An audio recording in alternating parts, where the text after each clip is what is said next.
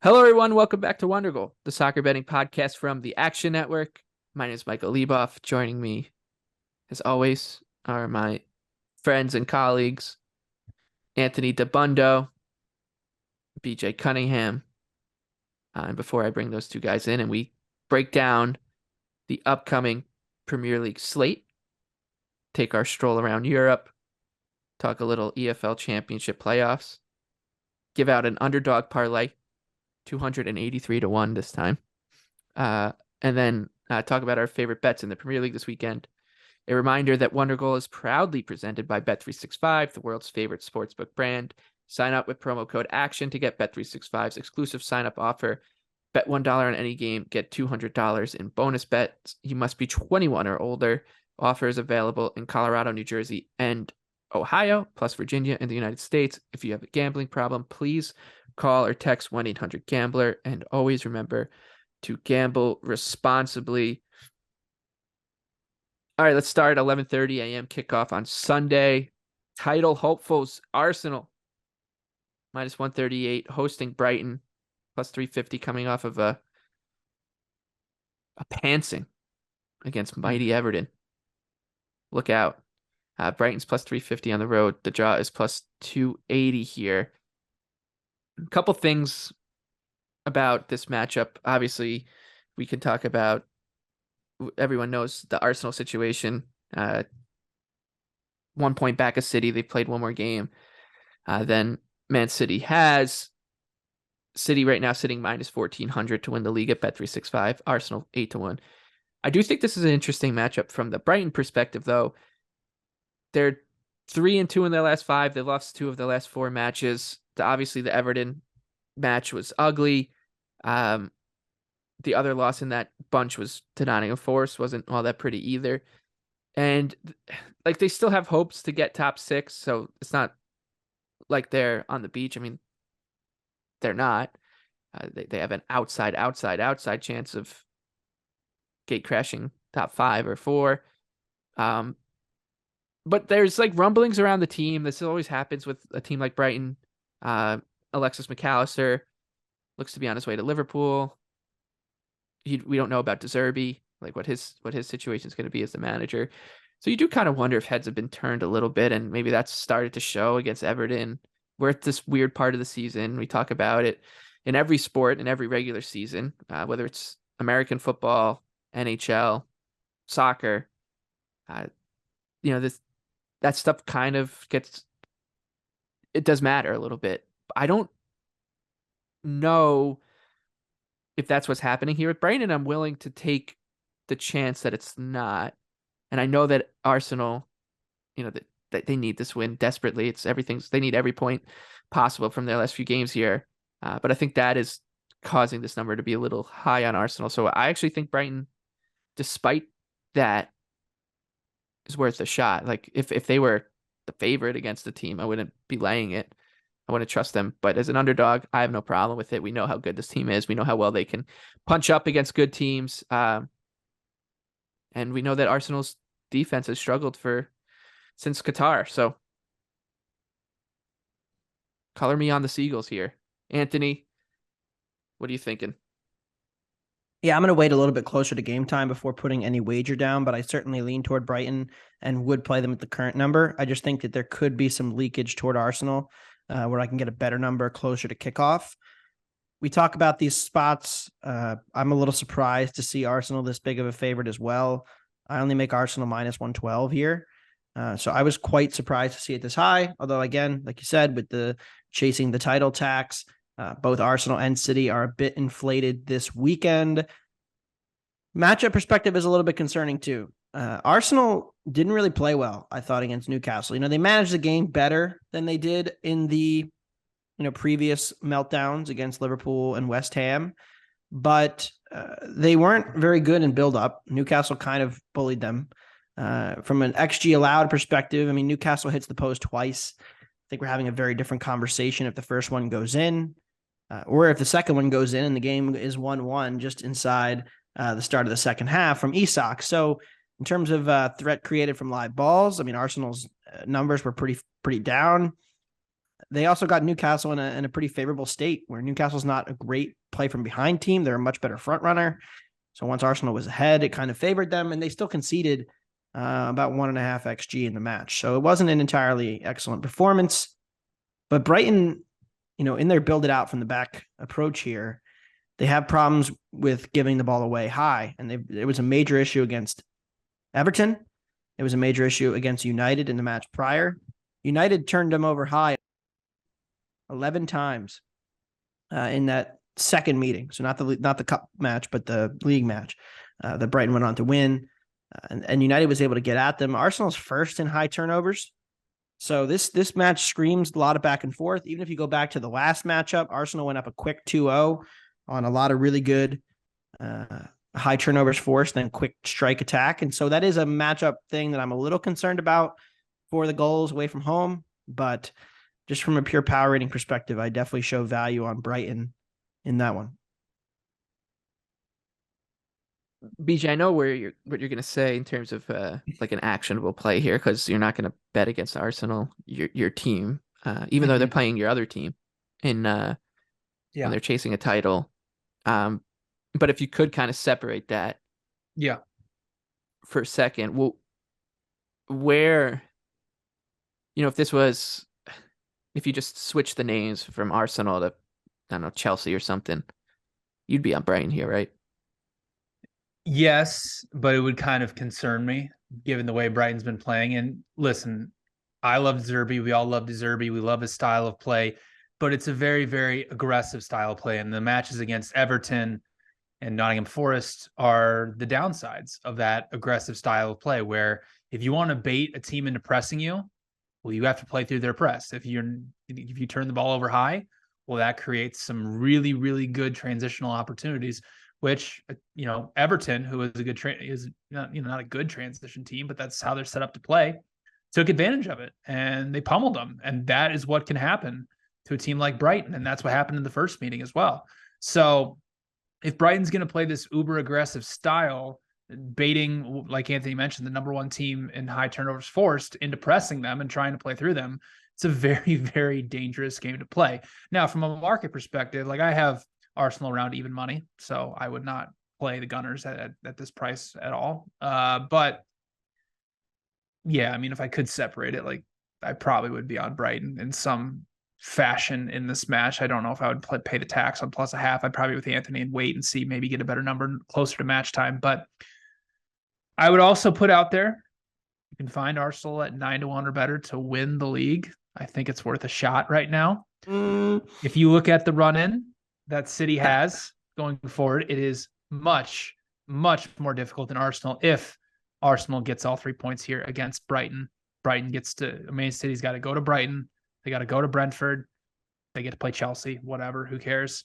And they got to go to Everton this weekend, Michael. So if you want to get a price at 9-1, 538 has them at 13% to win the title. So Arsenal to win the league at 9-1, I believe, has a little bit of value right now. I wouldn't be shocked if both teams drop points. We can kind of transition into the next game, but I think there's a good chance both teams drop points this weekend. Yeah, let's do that. Everton and City. Everton 8-1 at home. Coming off of that. Ooh, here's a good would you rather, Michael. Would you rather have Everton this weekend at 8-1 or Arsenal to win the league at 8-1? Oh, Everton. City's. I think that both. Like I think Anthony would. Yeah, I guess so. Right. Parlay. But what Anthony just said, I think, is kind of true. I think that we could see City this match, City and Everton, is Sunday morning at 9 a.m. Drop points at Goodison Park, and then everyone be like, "Oh my God, Arsenal can put pressure on," and then they're playing a really good team. Just because one of these teams is in a title race and the other one isn't, doesn't mean they're just going to show up and win. They're playing a really good team in Brighton. I do wonder how the market would react, because you do see that. I think especially with these Arsenal will go to -160. -160. Yeah, exactly. And so at that point, I love Brighton, so that's why I'm kind of waiting. Yeah. I mean, regardless, but also the other way to look at it too is like, if City wins, everyone will be like, well, now Arsenal's got to win or else they're done. I think you're right, though. Just no matter what, I think Arsenal's going to take on some money as we get closer to match time. Yeah, you'll see. I'll play a little later once we get this time of the year, because you do see more market steam on that tax, on the must-win tax as you get closer to game time. Now, sometimes, like other games we're going to talk about later, it's already to the point where I'll bet it now. But in that case, I'm going to wait. When I want to go against it with City here, I'm going to play it early as well. Sometimes, because I think there could be some rotation involved for Man City this weekend. All right, so let's talk about that. 8-1 on Everton. Like I said, they're at home. City minus 275. The draw plus 375. I was cracking up watching that Everton game on my couch on Monday afternoon.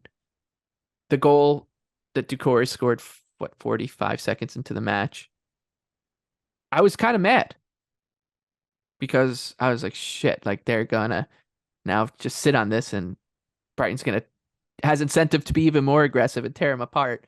But it was a masterclass from Sean Dyche and Everton. I mean, everybody. Dwight McNeil was unplayable. Calvert-Lewin was incredible. Doucouré was awesome. James Garner was terrific. Ghana looked like Gattuso in the middle of the park. It was an incredible performance, and it just makes you so mad because you're just like, where's that been? Where's that been? Because they did it. It's not like they did it to an on the beach, Crystal Palace. They did it to one of the better teams in the Premier League, vis-a-vis one of the better teams in Europe. And now they're 8-1 at home. I don't know how much this matters, but they've given City some issues over the past couple seasons. They had an unlucky 1-0 loss where they should have got a penalty late in the game last season. Then they had the draw earlier this year. And I think that kind of patient pressing we saw from Everton against Brighton could work here again with City. Now, it's also a tough spot for City, right? They played Real Madrid to a 1-1 in the Champions League in Spain. They come home or come back to England, stay in the Northwest to take on Everton. And then they got to be concerned about that draw. I mean, I'm sure that Pep is kind of ticked off that they weren't able to just whitewash Real Madrid and he could kind of forget about the second leg. And now it comes into play here. I think there's just enough pointing to Everton at the number, right? They're home.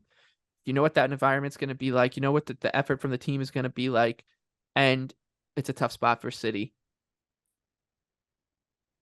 I think this is a really tricky one for City, given all those kind of extenuating circumstances. So I'll take Everton on the money line here.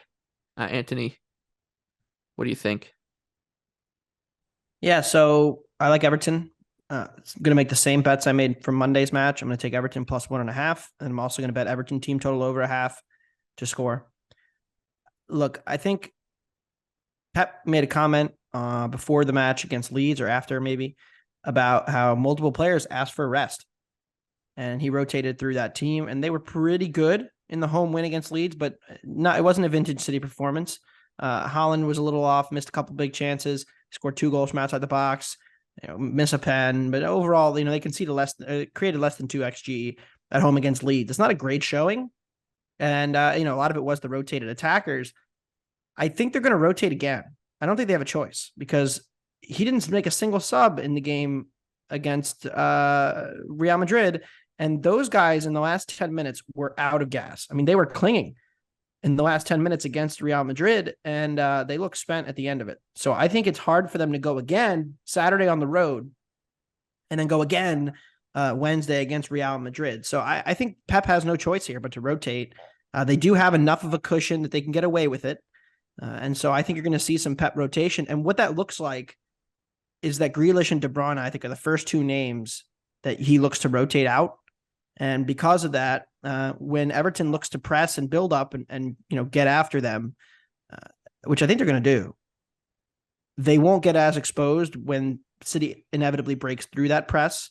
And so you're going to see, less of elite stuff from Grealish and De Bruyne and worse players making those runs with the ball and showing for space. And so I think that hurts the City attack. Could see even like an hour of Haaland instead of 90 minutes, which certainly hurts the City attack.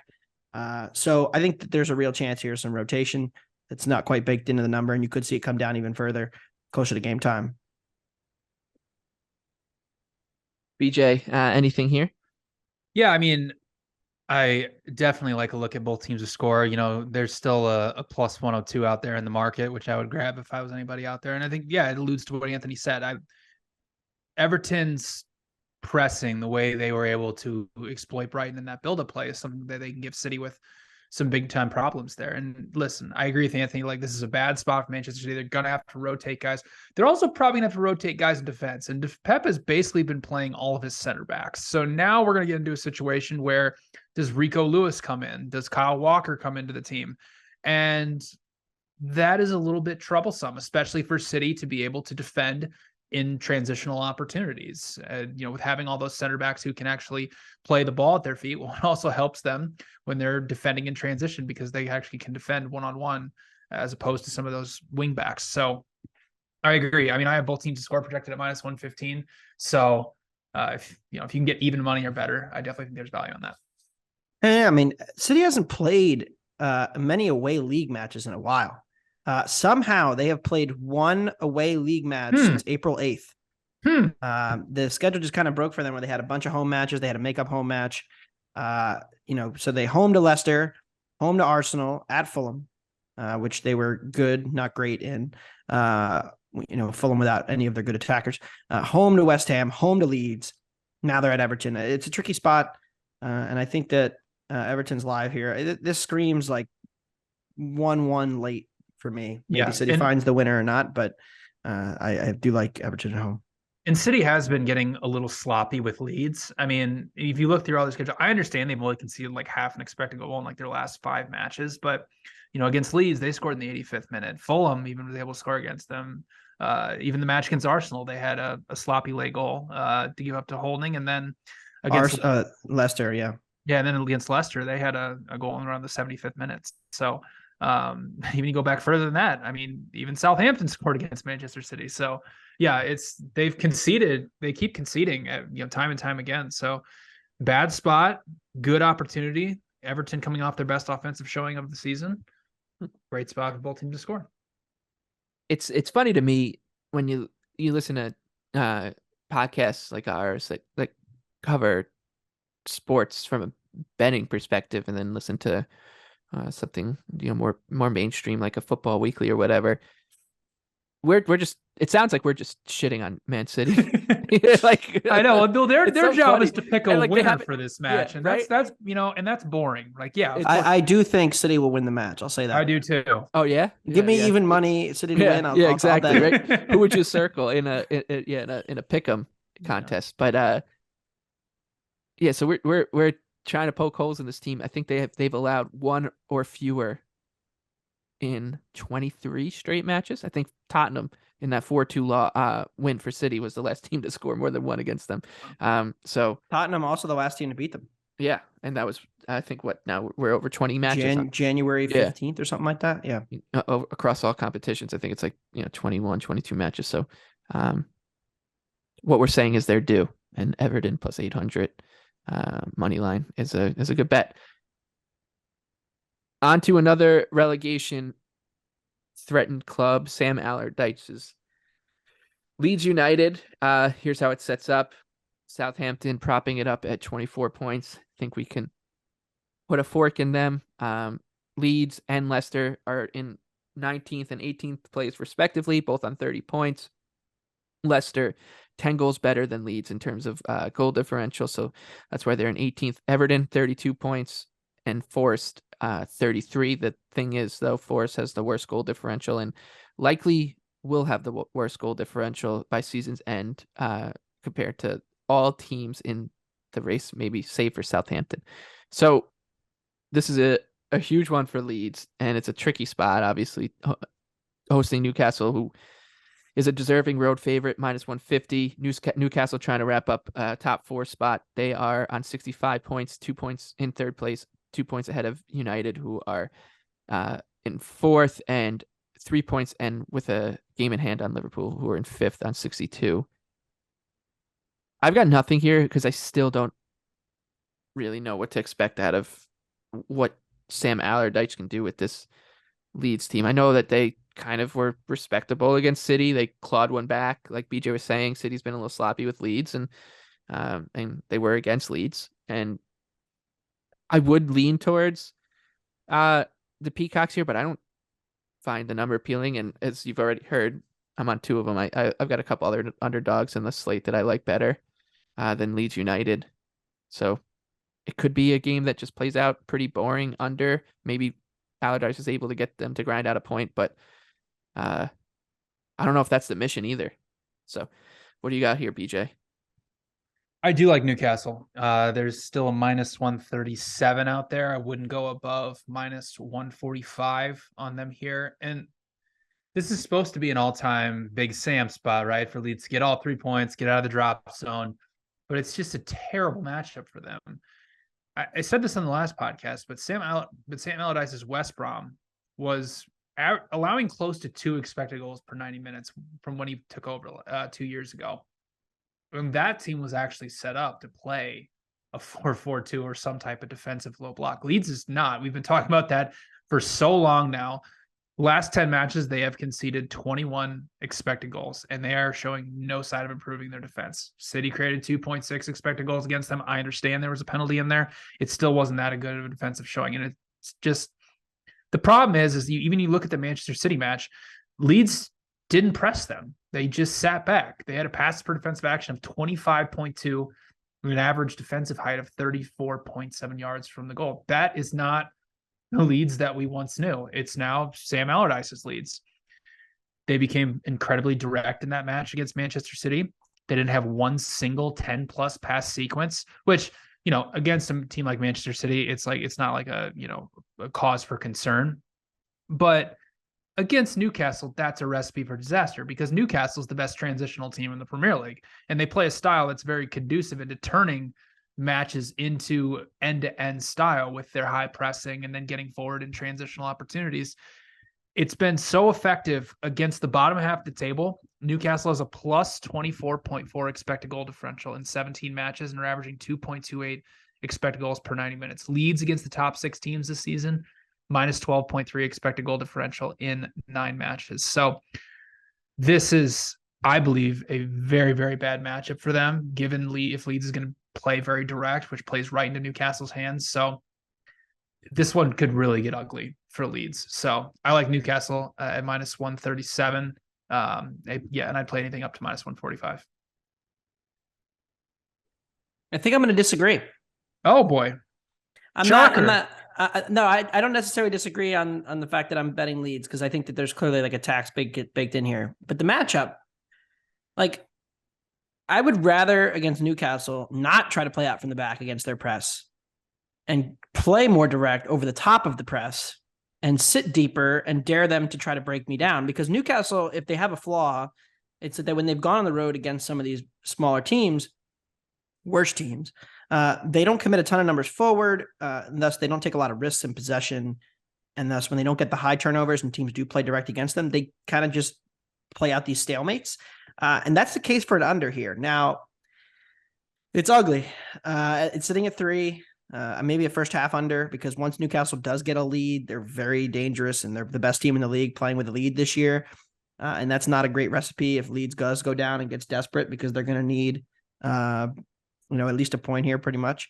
But I think that there's a world where sitting really deep and compact and then not trying to play through a team, not trying to press them, very Big Sammy, Route 1 style, could slow Newcastle down in a way and make them build up, make them be the team, the aggressor, and make them have more of the ball than they're used to having. I mean, they're not a top 4 or 5 possession team. So I actually think that there's a recipe for maybe a bit of a lower event game than we're expecting.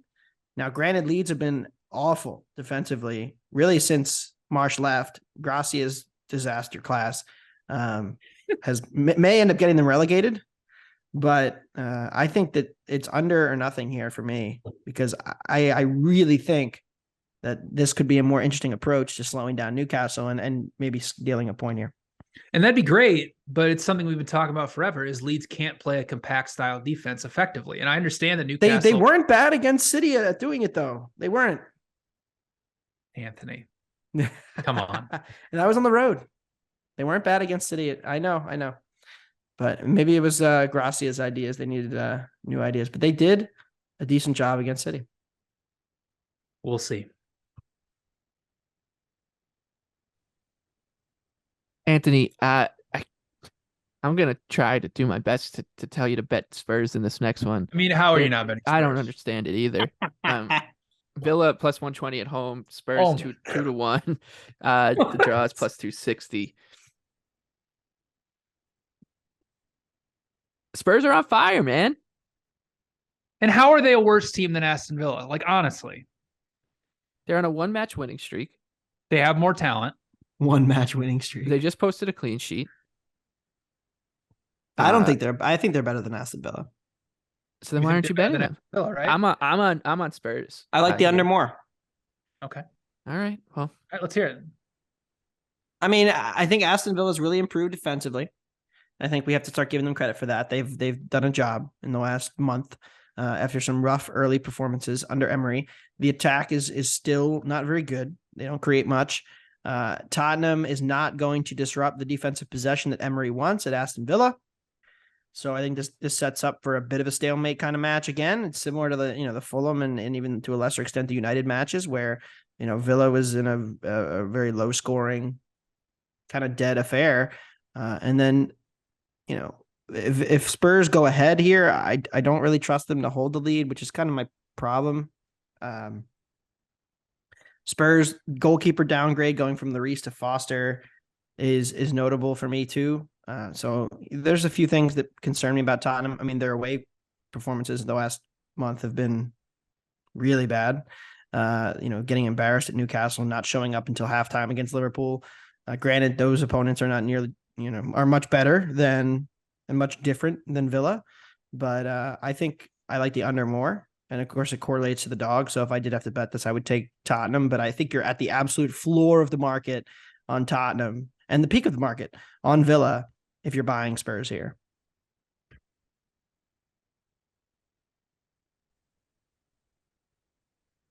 Just do it. Yeah. It's absolutely time to buy Tottenham here. I mean, what the market is telling you right now is that Aston Villa is a better team than Tottenham and then they would be favored on a neutral field. I don't see that as the case at all. I mean, Tottenham, the performances have been better under Ryan Mason. His 3 matches in charge, they've created 5.4 expected goals. They've actually shown some life and compared to the dull attacking and attitude under Antonio Conte. And here's the thing for me. We've obviously talked about how much Aston Villa has overperformed. Since Unai Emery has took over Aston Villa on November 1st, their non-penalty expected goal differential in the Premier League has been minus 2.1. Tottenham over that exact same time period has been minus 0.6. So everything you think about Aston Villa and how good they've got it, now they've ascended up the table, they've actually been ever so slightly worse than Tottenham over that same time period. And I mean, the previous match, it was, one of Aston Villa's great overperformance games. They scored 2 goals off of 0.7 expected. Tottenham created an expected goal, didn't score. It was kind of a dull match going both ways. Now, yeah, to Anthony's point, Aston Villa has had success when they've been able to control possession, concede possession, condense the space between the 2 back lines, and then be very dangerous in counterattacking opportunities. Well, I mean, Tottenham's not going to press them high. They're not going to let Aston Villa have transitional opportunities. So now they're going to ask Aston Villa to break them down, which I do not trust Aston Villa to do. So I have this match projected right at a pick 'em. So I like Spurs plus a half at minus 145. And I might be picking them later in the show as well. Chelsea and Forest now. Chelsea minus 200, Nottingham Forest 5-1. Chelsea's back. Yeah, Chelsea is back, and the draw is plus 333. Like Spurs, Chelsea on a one match winning streak here after a just dominant performance off of Bournemouth to keep Bournemouth from leapfrogging them in the table. There were definitely a lot of people who had like 2-1 Bournemouth money line at home against Chelsea, and that also were running to the window to bet Palace plus a half at Tottenham, and it's like, come on, but I think it's a sign that we're at the floor of both teams. They finally get a win. Neither is getting a ton of market respect here with the line. I mean, Chelsea closed -1 at Forest in January. Now they're -1.25 at home. I know Chelsea's worse. I know they don't care. The mismatch in motivation. Forest, if you want to take a shot on the money line, be my guest. But this Forest defense is still really, really bad. And I think Chelsea's going to get a lot of looks up the wings. Forest defense in wide areas is really not good. And so I think it's going to be a problem for them against all of the Chelsea wingers, which is all of their talent. I mean, when you can see 3.1 expected goals to Southampton, I don't care if you're playing for a lead for the majority of the match. That is very, very embarrassing and very, very concerning. And yeah, like At home. At home. And even if Chelsea doesn't care, like there's no way you can bet Nottingham Forest at this number. So this is an easy pass. Yeah, I think it would be Forest or nothing if you're like, trying to play, because yeah, it's a fun money line shot, maybe. But I don't want like +1.25 is not appealing. Yeah, no, but if you're gonna do it, just play the money line. But because I don't know how you can bet Chelsea here, or I bet Forest if they go down or something. It's just nutty to want to get involved with Chelsea at this number. I'd be tempted if Forest went at 1-0. I'd be very tempted to live bet Chelsea. I will say.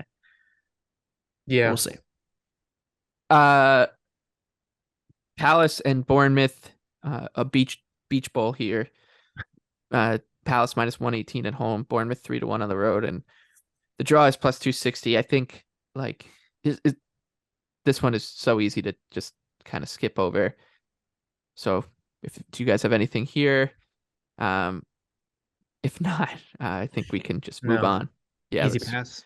I think this is more of a point I want to make about kind of how these matches tend to go. When you do get a beach bowl with two teams who don't really care, you will see the market juice the total upward because the studies and the trends and the history shows that as games become less meaningful for both teams, goals go up, defending goes down. Teams aren't willing to put the extra tackle in. They want to play, more open. It's not as important. Conceding isn't as damaging. And you're seeing that in the number. I mean, I don't think we would have gotten a Palace Bournemouth 2.5 slight juice to the over a month ago. And so I think, the market's aware of the trend. It could be an opportunity to play like an alt over if you want to have some fun. Palace just played a 4-3 thriller with West Ham. Bournemouth had a pretty back and forth affair as well. So certainly a way to potentially go at it. But nothing here. United and Wolves. United is a chunky favorite. United hosting Wolves. United's chunky, -275. Wolves +650. The draw +375. This seems like a pretty much a letdown spot for Wolves. That they get to 40 points with the win over Villa in a derby. 1-0. I think they scored that goal in the third minute or something. Could be a pretty easy letdown spot, especially with United looking to wrap up. Top four and coming off of back-to-back 1-0 losses. This is a really big spot for United, and it feels like there's a bit of that baked into the line. But if you wanted to bet United, I would just go -2.5 or something, because I could see it being one-way traffic. It is interesting here, though, that if you look the top 5 goal differential, just by goal differential, City +58, Arsenal +44, Newcastle +32, Manchester United +8. So what is this team this season? They've been all over the place. I'll be passing here. You two are on the same page, though. I would kind of tend to disagree with both of you. I could see United kind of just carrying this thing over the total on their own. BJ, we'll start with you. Yeah, under 2.5 +130. I think it's a vastly inflated total given the style of both these teams. Eric Ten Hag, we've talked a lot about how when they play bigger sides, United has become very direct and they're very dangerous in those type of opportunities. But when they play sides like Wolves, he demands that they play out of the back. And that has come with varied success throughout the season because, De Gea is terrible with the ball at his feet. And lately, they've been without their best 2 starting center backs, Varane and Lisandro Martinez, who are both very good in build-up play. So some teams like Sevilla or Newcastle have given Manchester United a lot of problems when they disrupt their build-up play. Well, Wolves is not that team. They're 12th in opponent build-up completion percentage allowed. They're 13th in passes per defensive action and 15th in high turnovers. And the last time they faced Manchester United, they did do a decent job of pressing them, which, caused United to play a little more direct than they wanted to. But that, that could be the case in this meeting. But the reality is Wolves is just not good enough offensively to really threaten the United back line. I mean, this season, Wolves are only averaging 0.92 non-penalty expected goals per 90 minutes. I mean, it's just the same conversation every single week. Like, they are 7th in final third entries. Like, that's very impressive. And then they just do absolutely nothing with it. I mentioned it last week. The quartet strikers of Hwang, Costa, Cunha, and Jimenez have scored 5 goals all season. Like, that's just embarrassing. And Wolves loves to build it out of the back, puts a premium on defensive possession rather than playing direct. They lead the Premier League in touches in their own penalty area and final third. So I don't know. Good luck trying to break down United with that strategy. I only have 2.6 goals projected. So I think this is inflated totals like under 2.5 goals at plus 130. Yeah, I'll just add that, we talked, I think I've been a broken record about United, the attack being way too reliant on Marcus Rashford. And would you look at that? They were held scoreless at Sevilla. They were held scoreless for 120 minutes against Brighton. They got 2 against Spurs, 1 against Villa, and now have been blanked in their last 2 games. So that's 3 goals in 6 matches. United, Rashford has cooled from his hot run of finishing. And as a result, this attack has not been very good. And so, you're seeing the problem with that. And even the 2 goals they did score of those 3 came in transitions. The Spurs match, and Wolves are not going to commit numbers forward. They're not going to take chances. Now, this is like a beachy effort, so maybe they get rolled. Certainly possible, but I agree with BJ.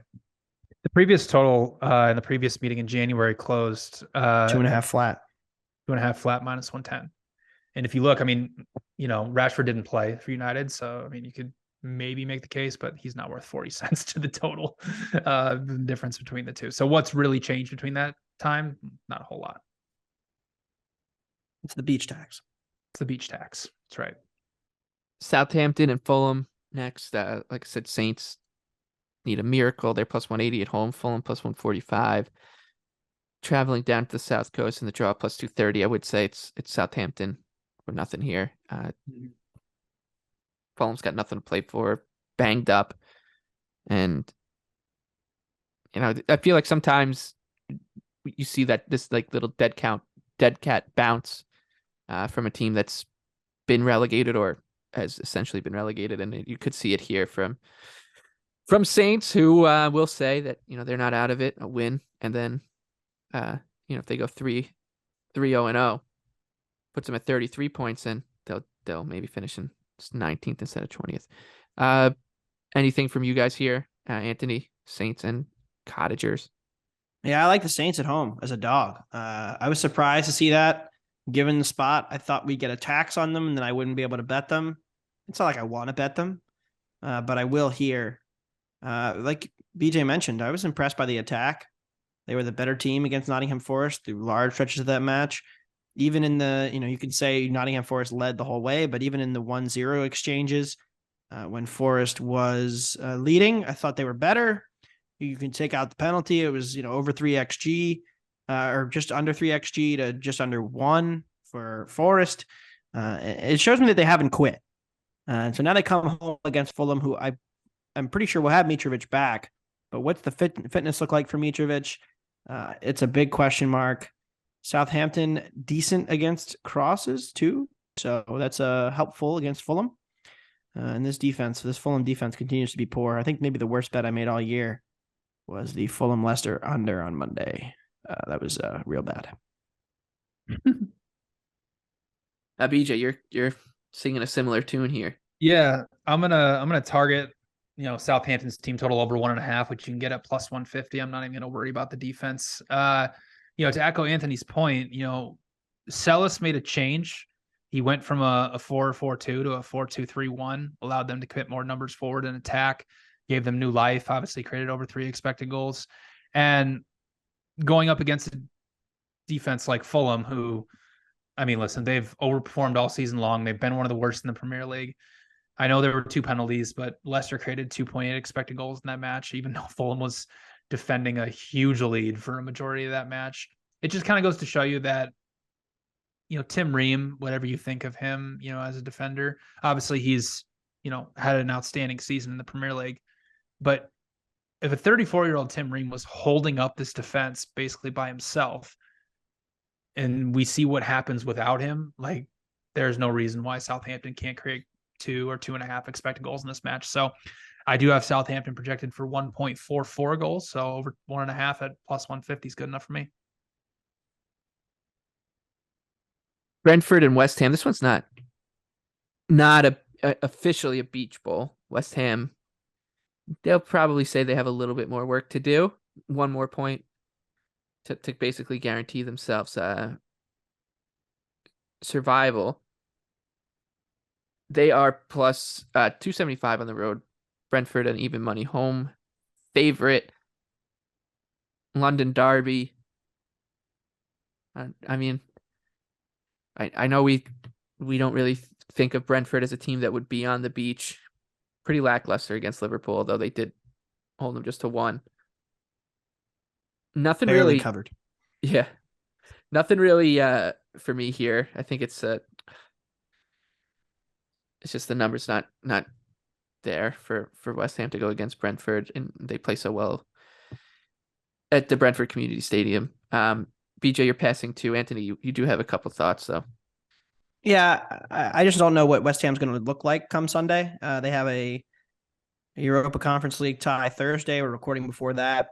I would expect some rotation because they can't quite clinch it, but like at 37 with 3 teams behind them, like it would take a real miracle. And I think Moyes could prioritize the Conference League because they have a chance to be in Europe next year, despite their bottom 5 finish in the league. And so until we know like Rice, Souček, Antonio, like that's important to me.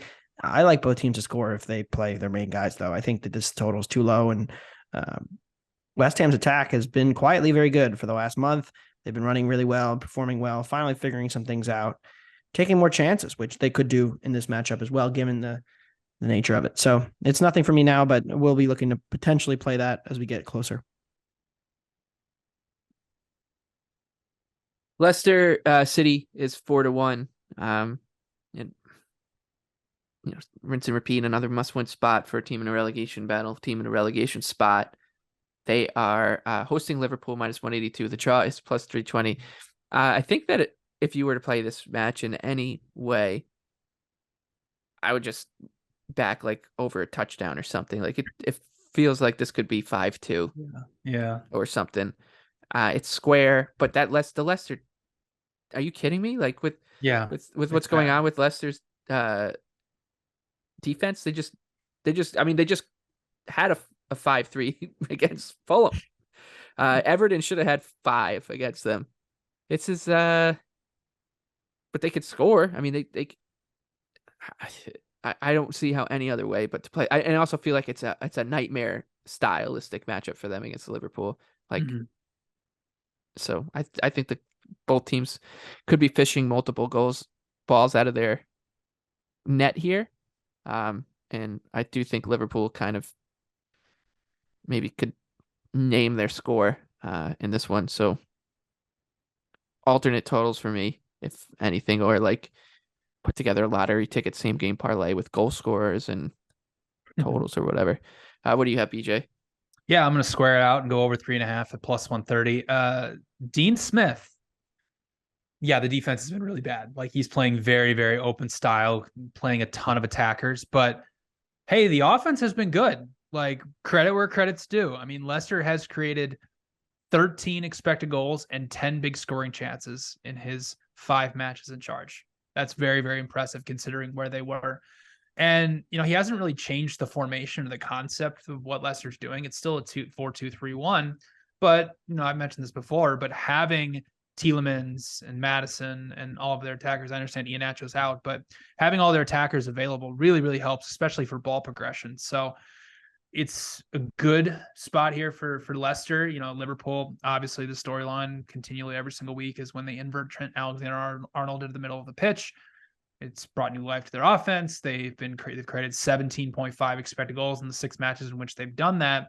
But I mean, I understand Brentford, look at the XG, and Brentford only created 0.2. I mean, they had a couple golden opportunities that got called off by VAR and offsides, and Liverpool could have very easily conceded to Brentford given their high line that they were playing, and Leicester definitely has the attackers to be able to exploit that high line. So I agree with you, Michael. This has just openness written all over it. So I'm going to square out and take over 3.5 at plus 130. If Liverpool got to 71 and won their last 3 matches, I think they might just get top 4. Mm-hmm. They're only plus 180, 2-1 at some books. 71 is not out of the question. They play Liverpool, they play Leicester away, Villa home, Southampton away. They'll all be relegated. I would expect them to take probably like 7 points because they're not that good, but like it's not out of the question that they could go on the run. And then they would only need United to drop points in 2 of their last 4 to be in the mix there and to get it, really. 2 wins and 2 draws would be enough. United has that FA Cup, but they also have Chelsea, Fulham, Wolves at home, Bournemouth away. It's not out of the question for top 4 to fall.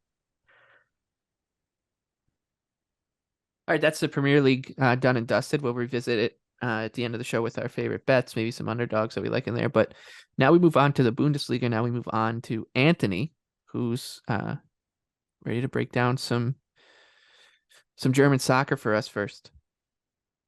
Yeah, look, sometimes you see these inflated totals and sides and you bet into it. Last weekend, Wolfsburg closed 3.5 against Dortmund total. I was like, that's too high. So I bet the under and ends 6-0. That will happen. Sometimes a team doesn't show up. They don't care.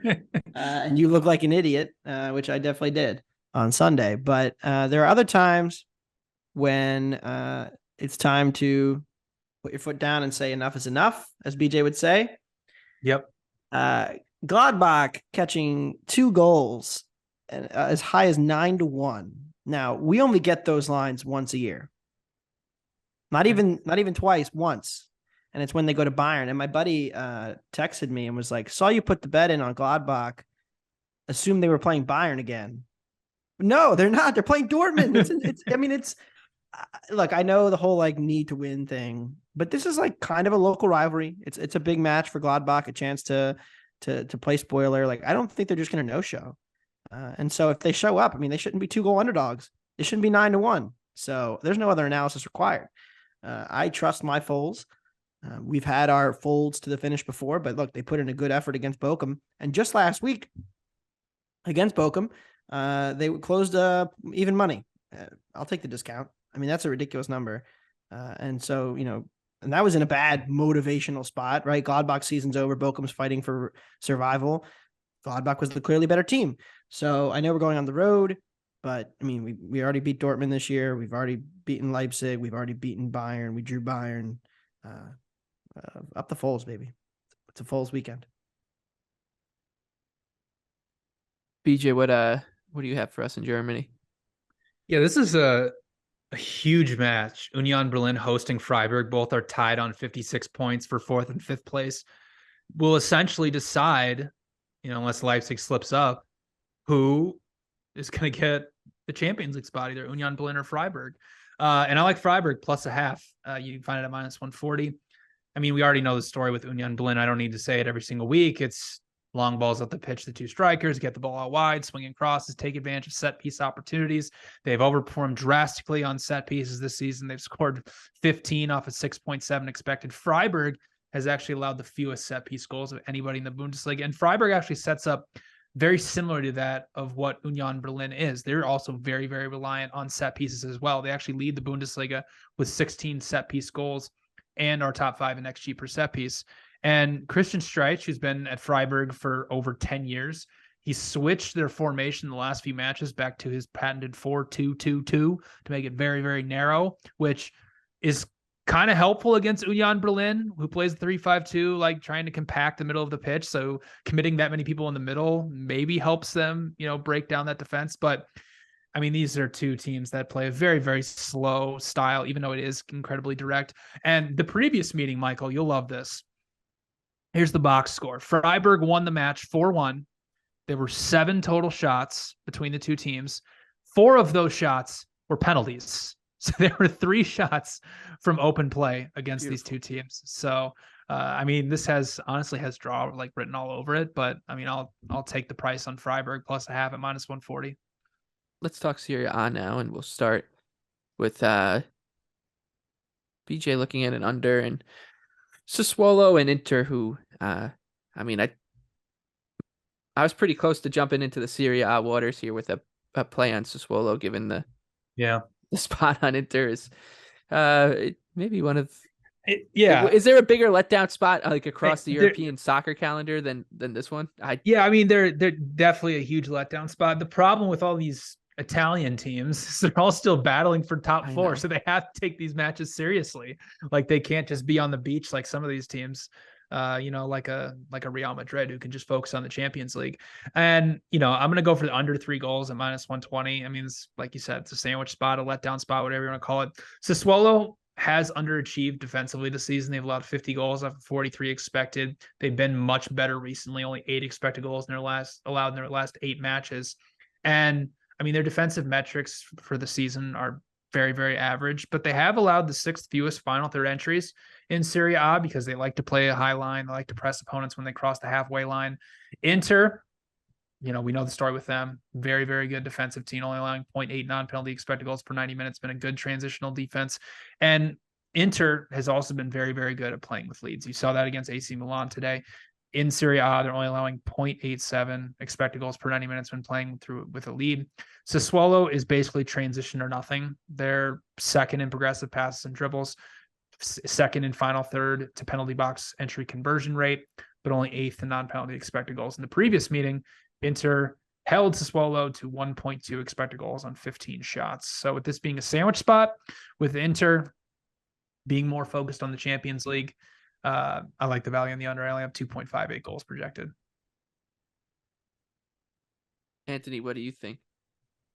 Yeah, I mean, Juventus is one of the teams that's relatively safe for the top 4. They have a 5-point gap with 4 to play on Milan. Well, you say that, and then suddenly a 15-pointer comes in at the end of the season. Right, but that doesn't... When they win the Europa League, then the 15-point deduction comes in. They say, oh, yeah, you're right. You caught us. Then Italy can sneak another team into the Champions League. Exactly. Is very possible. And, it would be interesting for sure. They play Cremonese. This is a very similar spot to like 2 weeks ago. Cremonese was +1.5 and team total over in Milan against AC Milan. And I bet them there, and I like them in this spot again. They're an attack that has started to trend upward. I know that they have...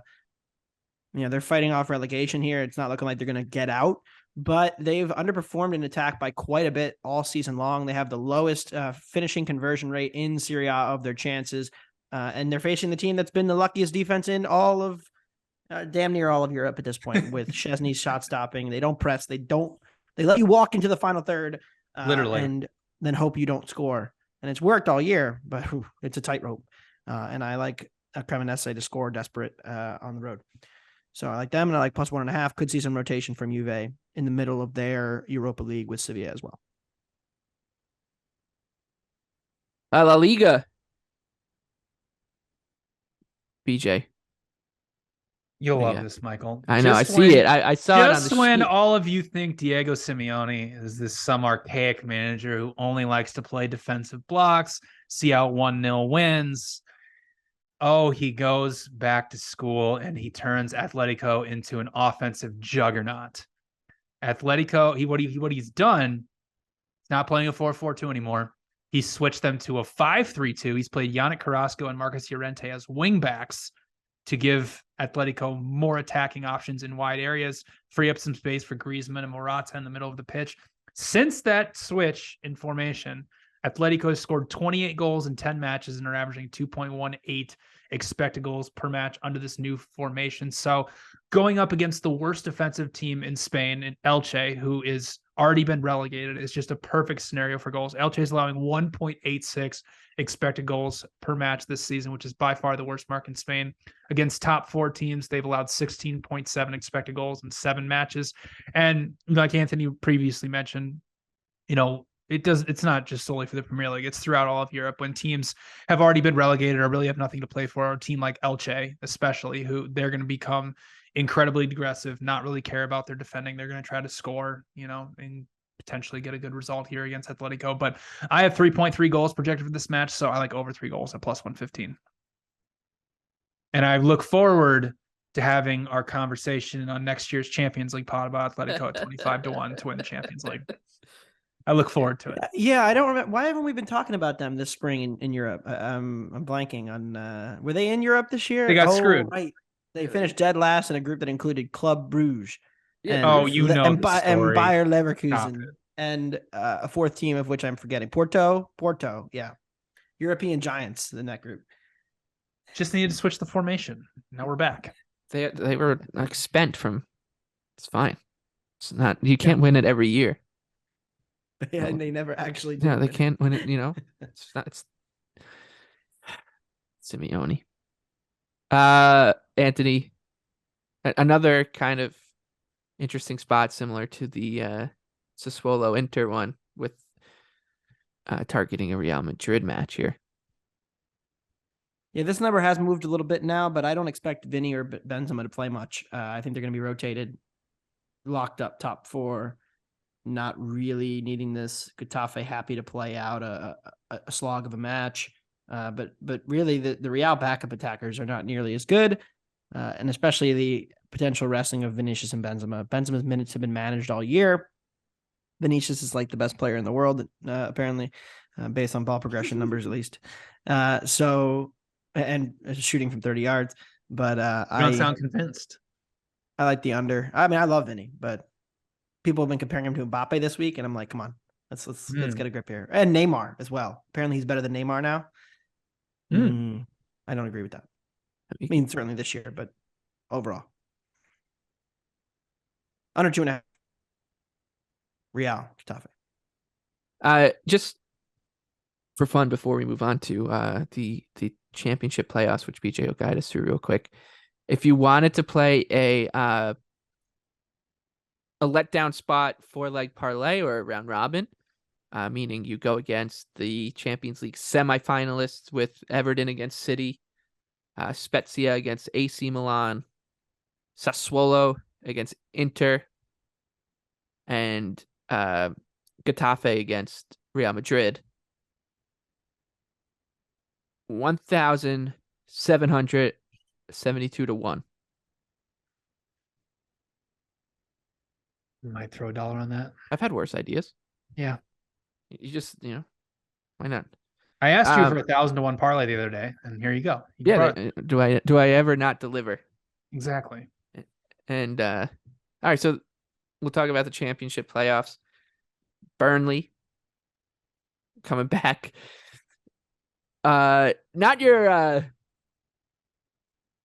father's Burnley, I would say. Anthony just started watching soccer pretty recently, so he wouldn't know this, but Burnley's reputation in the Premier League was as a this defensive team, and very tough to break down with Sean Dyche. He was their manager at the time, Anthony. You wouldn't believe it, but his reputation was of a dinosaur that liked to play a 4-4-2 and sit back and playing this windy, wet turf moor. But they're coming back up under Vincent Kompany, and they look much more like Barcelona from before you were born than the old Burnley. And they're bringing Sheffield United with them. That puts Luton Town back in the playoff. Once again, they'll be there with Middlesbrough, Coventry City, and Sunderland. So we could see Sunderland come back up. They'll take on Luton Town in the first round of the playoff. Middlesbrough plays Coventry City. Little piece of Michael Lieboff trivia. When I was 8 years old, my family almost moved to England. We went to a Crystal Palace match. It was they were in the Premier League at the time, and they played Coventry City and they lost. So I have and when I went to England a couple years ago, I was graciously taken care of by a Coventry City supporter. So I would love to see Coventry City come back up. Both them and Sunderland have been through the ringer. I mean, Luton Town as well. So we'll see. I think basically anybody but Middlesbrough would be pretty exciting, which brings us to BJ's pick. Yeah, no, I think Middlesbrough would be the most fun team to get through the playoff here. The final day on Monday in the championship, if you follow me on Twitter, I was tweeting through it. It's pretty crazy. The start of the day, Millwall was in a position to clinch that final spot. They just needed to essentially get a draw, or no, essentially win against Blackburn. They held a 3-1 lead and then just blew it, completely collapsed. Sunderland beats Preston and moves into the playoff spot. And then Coventry City was actually just playing Middlesbrough, who they will play in the playoff. It got the match to 1-1, and they just sat off and they just defended for their lives trying to get that final playoff spot. But this time around, I do like Middlesbrough, draw no bet. You can find it out there at best at even money. Michael Carrick is the manager of Middlesbrough right now, former Manchester United legend, and he has completely revitalized them, taken them since he took over in November, took them from 15th to 4th in the table. They're averaging a plus 1.21 expected goal differential per 90 minutes. And what he's done is he's turned Middlesbrough into the Arsenal of the championship. It's 4-2-3-1. It's very fluid. Build-up play, it usually pushes a wing back forward, so it's build up in a 3-2-5, compress the final line of defense. It's allowed Middlesbrough to break down a lot of low blocks across the championship, which you do see a lot in the second division. Chupa Akpom, former Arsenal legend, is flourishing in this system. 28 goals. He's got the golden boot, 0.63 expected goal per 90 minutes scoring rate. And this is a good matchup for them because Coventry City is similar to that of a team like a Nottingham Forest. They play out of a 3-5-2. They're very built on being very direct, counterattacking. They have overperformed defensively, allowed 44 goals off of 54.8 expected. And what's weird is all of that overperformance has come off of set pieces. They have only allowed 6 goals off of set pieces. That's the best mark in the championship. That's off of 18.6 expected. That's the second worst mark in the championship. So Middlesbrough is a top 5 team in terms of XG per set piece. I think this is a fantastic matchup. Middlesbrough is minus 200 to advance. So getting them drawn no bet at even money here in the first leg, I think is a fantastic price. It will be a fun time. Yeah, it was crazy. It'll be a fun one. It was crazy across all the lower leagues, like Cambridge United, barely escaping relegation. I think League 2 was the only one that really wasn't that exciting. I also saw that the National League was nuts too. Yeah, no, the National League was nuts. We'll see if Notts County can get through because they're very, if you follow tactical people online, like there's a lot of people that love what Notts County is doing with not having basically having positionless football and very fluidity to their attack. It's very interesting. Total football. It's very total football. Lassoian. Yeah, exactly. And Wrexham I saw Michael Wrexham's going to go off at 7-2 to win League 2 next year. Yeah. I do find it funny that Wrexham was painted as this obviously it's a Hollywood story because it involves people from Hollywood. Yeah. But when you get 2 people with limitless money and they can just tap people on the shoulder and be like, hey, we need money. Will Ferrell. Robinson Canu is going to play for Wrexham next season for free. I mean, they got Ben Foster and so, but Paul Notts Mullen's County is the one that's kind of Notts County is the more I guess it's a hipster thing to say, Notts County is the true story here, and it's partly because of that. I think they're also the oldest team, and that's where AC Milan and Inter Milan get their colors from. You know that, right? Like Garibaldi and Nottingham Forest, the founder of AC Milan in the 1870s saw Nottingham Forest, whatever they were called back then. I think they might have been called it, playing in those red jerseys and brought soccer to Italy. And then AC Milan went with the Notts County color because they had a schism. It's a crazy story. Look it up. It did bring I was leaving game 4 of Sixers Celtics since I'm a big NBA guy now, Michael. And I did bring listen for Anthony on buckets. It did bring a small tear to my eye. We were walking out of the stadium, and there were two fans behind me, and one was explaining the entire English football pyramid to his friend I love in the it. context of Wrexham. And I was so tempted to turn around and start a conversation with this young lad, but it was I did not. But I did smile and think about that. Soccer has made it in America, not because of Ted Lasso, maybe, but because of Welcome to Wrexham. And that's fine. Anyway, we can get it here. Get more listeners to Wondergoal. We'll take it. All right, on to our underdog parlay. I teased it off the top. Hopefully, you've been listening along, waiting for this thing. The last time we gave out a 200 to 1 or more parlay, it hit. So just remember that. This one will come in at 283 to 1. And we'll start with BJ because he's got the softest leg of the bunch. Yeah, mine's the shortest. I'm the biggest coward of this bunch here in this underdog parlay. Already mentioned it. Spurs plus 215 against Aston Villa. The market is telling you that Aston Villa is a better team than Tottenham, and they would be on a neutral field. That is just not the case. Tottenham has more talent. They've shown more life under Ryan Mason. 5.4 expected goals created in his 5 matches in charge. Tottenham is not going to do what Aston Villa wants them to do, which is press them high so that they can play out of the back, play through that pressure, and get going in transitional opportunities. Tottenham's going to sit back. They're going to try to wait for Aston Villa to come break them down, which I do not trust Aston Villa to do. So Tottenham plus 215 to kick off this underdog parlay. Everton. Yep. 8 to 1. They're hosting Man City. 9 to 1. Yeah, you can find it. They're going to Dortmund. Yeah, this was very easy for Anthony and I.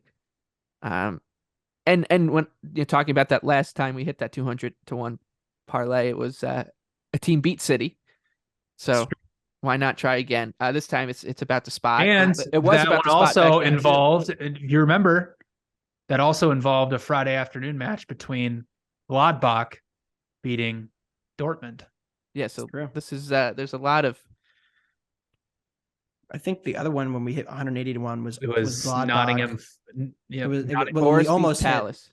It was the almost one. Yeah, Gladbach against Bayern as well. Right.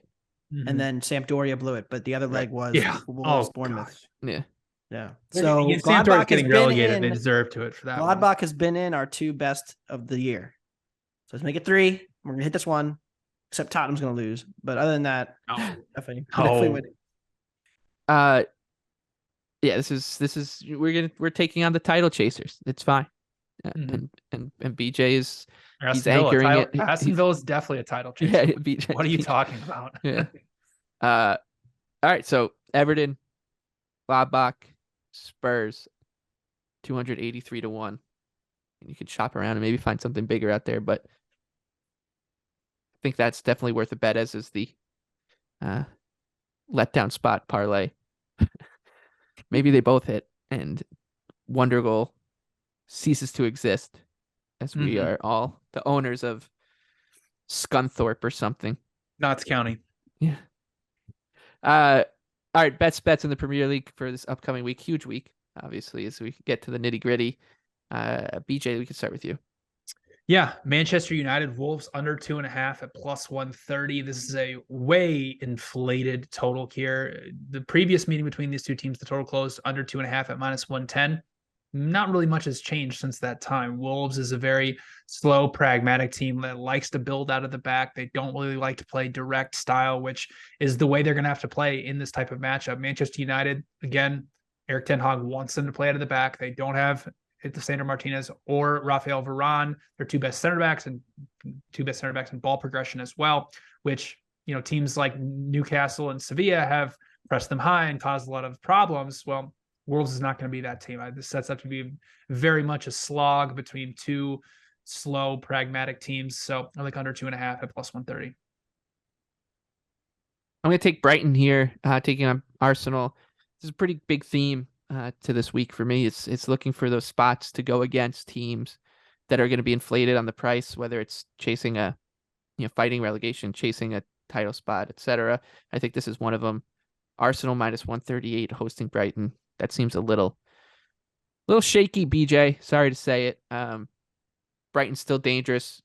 There are a little bit of concerns with where the team collectively is at with the season coming to an end. The coach maybe having his head turned, a couple of players maybe having their heads turned, but mean, this has been one of the best teams in the league all season, one of the most consistent teams all league all season, and for the past few years, one of the best underdogs in the Premier League. So they won't be afraid of the spot. Give me the Seagulls plus 350 is my favorite bet. Anthony, what do you got? Everton plus 1.5. Everton team total over a half. Going to split my unit on that. Here we come. We've talked about this match enough now. Expecting pep rotation, expecting a City flat spot in the middle of this Champions League tie. They have wiggle room to be flat and not lose the title. I think they're in real danger this weekend. And I think a lot of people overlook it because it's Everton. They're at the bottom of the table, but I don't expect that from any team coached by Sean Dyche. All right. A little PSA before I go. I really think everybody should play this underdog parlay this week. Take $20, take $10, whatever it is. Split that $10 or $20, whatever you feel comfortable with. And put half of it on Everton, Gladbach, and Spurs, and then put the other half on Everton, Sassuolo, Getafe, and Spezia. Why not? Why not? And we'll see you for our victory parade, where we talk about what we're going to do with all this loot as a podcast. Maybe we'll, you guys can call into the bad beats hotline. Yeah, well, no, we'll see you in college football. We'll see you in Monaco is where we'll be podcasting. Yeah, exactly. Grand Prix is in a couple weeks in Monaco. That's true. Maybe the Buy a entire suite. podcast listenership, like we'll just go in as a syndicate and buy Scunthorpe. For BJ Cunningham, Anthony DeBundo, I'm Michael Leboff. This has been Wondergoal, presented to you by Bet365. Please have a good weekend. Good luck with all your bets and gamble responsibly.